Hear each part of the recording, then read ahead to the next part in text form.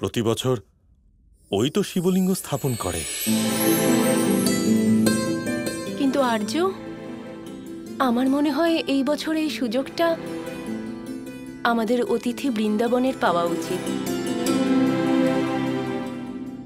এই কথাটাও ঠিক। তাহলে এইবার মূর্তি স্থাপন আমার কানাই করবে।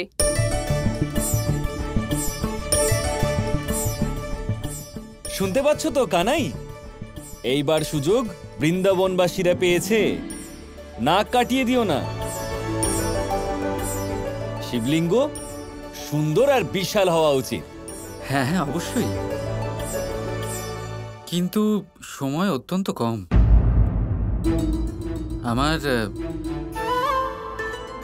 আমার কারোর সাহায্যের প্রয়োজন।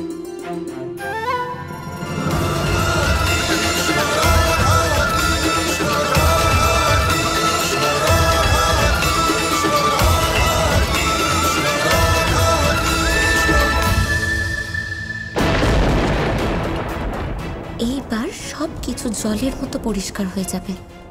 কৃষ্ণর মনে কে আছে এটা নিজেই দেখে নিও চন্দ্রাবলী। এই সব ভাবনা দিয়ে তুমি শুধুমাত্র নিজের ক্ষতি করছো রাধা। কীর্তিদা কাকির আদেশ অনুযায়ী এই কাজ কোনো অতিথির হাতে হওয়া উচিত, তাই না?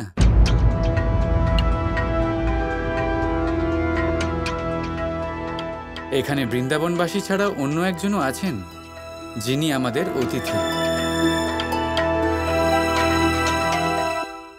চন্দ্রাবলী।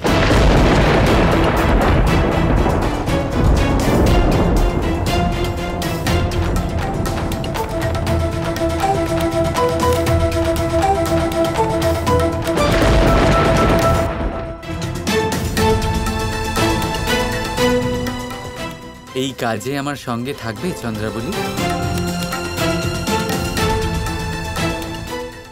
অবশ্যই কৃষ্ণ।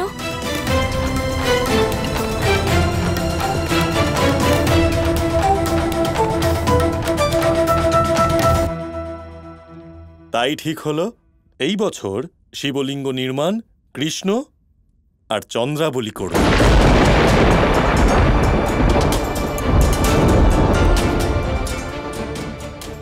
আমি হার মানব না কৃষ্ণ।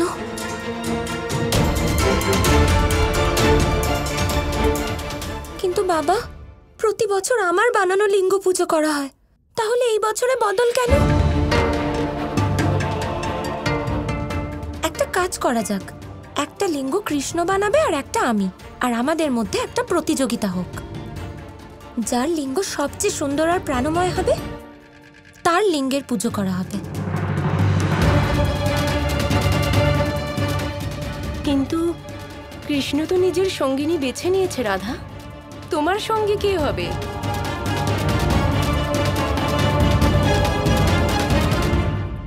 আয়ান, আমার বাল্য বন্ধু।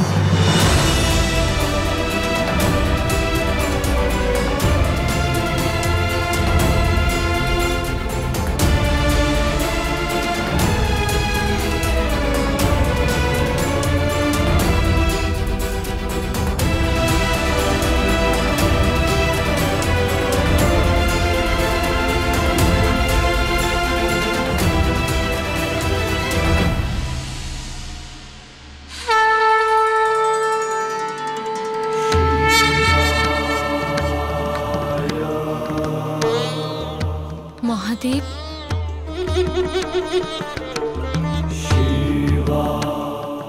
গৌরী, মহাশিবরাত্রি আসতে চলেছে, কিন্তু তাও তোমার মুখে এই চিন্তার রেখা কেন? সব ঠিক আছে তো? ঠিক নেই মহাদেব। কৃষ্ণরূপে ভ্রাতা নারায়ণ যাই করছেন তার প্রয়োজন হয়তো আছে ঠিকই, কিন্তু পথ আমার অনুচিত মনে হচ্ছে। এমন যেন না হয় যে রাধার দোষ দূর করতে গিয়ে ওরা দুজনে একে অপরের থেকে দূরে সরে যায়। আপনি নিজেই দেখুন মহাদেব, রাধার হিংসা ক্রমশ যেন শেষই হচ্ছে না। আমার ভয় হয় রাধার মনে কৃষ্ণর জন্য যে প্রেম আছে, এই সব কিছুর মধ্যে ওটাই না শেষ হয়ে যায়। এটা আমি কি করে দিলাম?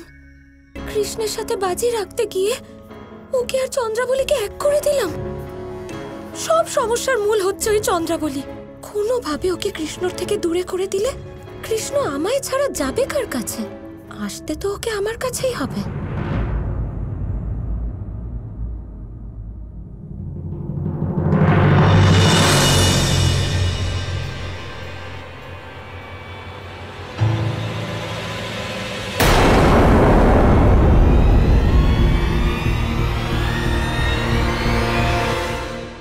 আরে রাধা, এটা তুমি কি করছো? তোমার যাওয়ার প্রস্তুতি। সময় হয়ে গেছে তোমার এখান থেকে চলে যাওয়ার। কিন্তু কেন? আমি তো দোল পর্যন্ত থাকতে এসেছি রাধা। কারণ তুমি এখানে থেকে কৃষ্ণের সাথে প্রেম করে বেড়াচ্ছ। আমার তোমার জন্য চিন্তা হচ্ছে। কিন্তু এতে ভুল কি আছে রাধা?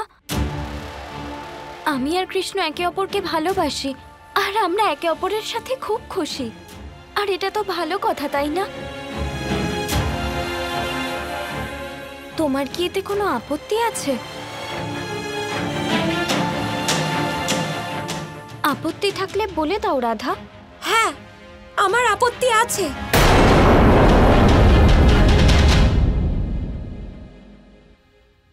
কারণ আমি তোমার বোন হই। চিন্তা হয় তোমার জন্য আমার। কৃষ্ণ কেমন ছেলে এটা আমার থেকে ভালো আর কে জানে? মেয়েদের জীবন নিয়ে খেলা করতে ভালো লাগে ওর। আর আমি চাই না যে যাও আমার সাথে করেছে সেই একই কষ্ট ও আমার বোনকেও দেয়। আর রাধা, তুমি হয়তো বোঝোইনি যে ভালোবাসা কি। আমি কৃষ্ণকে ভালোবাসি, আর ভালোবাসার অন্য নাম হলো বিশ্বাস। আর আমার ওর উপর সম্পূর্ণ বিশ্বাস আছে যে ও আমার সাথে কখনো অনুচিত কিচ্ছু করতে পারেনি।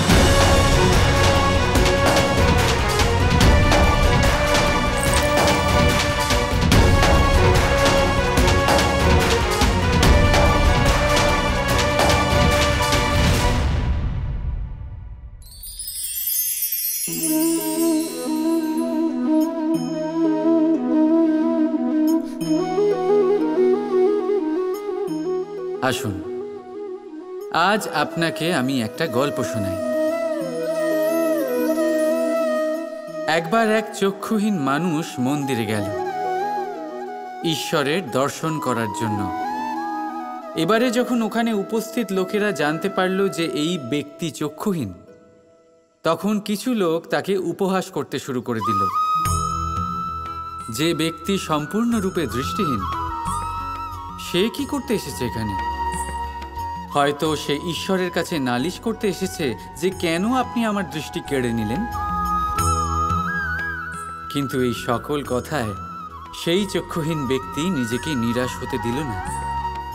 সে হাসল আর শুধুমাত্র একটাই কথা বলল সে, মানলাম যে আমার ভাগ্য আমার থেকে আমার দৃষ্টি কেড়ে নিয়েছে, কিন্তু আমি অভাগা নই, কারণ আমার ঈশ্বর, উনি আমায় দেখতে পাচ্ছেন।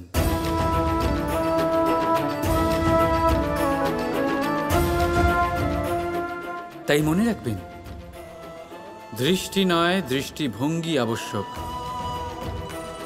যদি আপনার দৃষ্টিভঙ্গি শুভ হয়, তাহলে অশুভর মধ্যেও আপনি শুভ দেখতে পাবেন। আর মন প্রসন্ন হয়ে বলবে, রাধা রাধা। এর আগে তো ওনাকে বৃন্দাবনে কখনো দেখিনি। উনি কোথা থেকে এসেছেন? কৈলাস থেকে।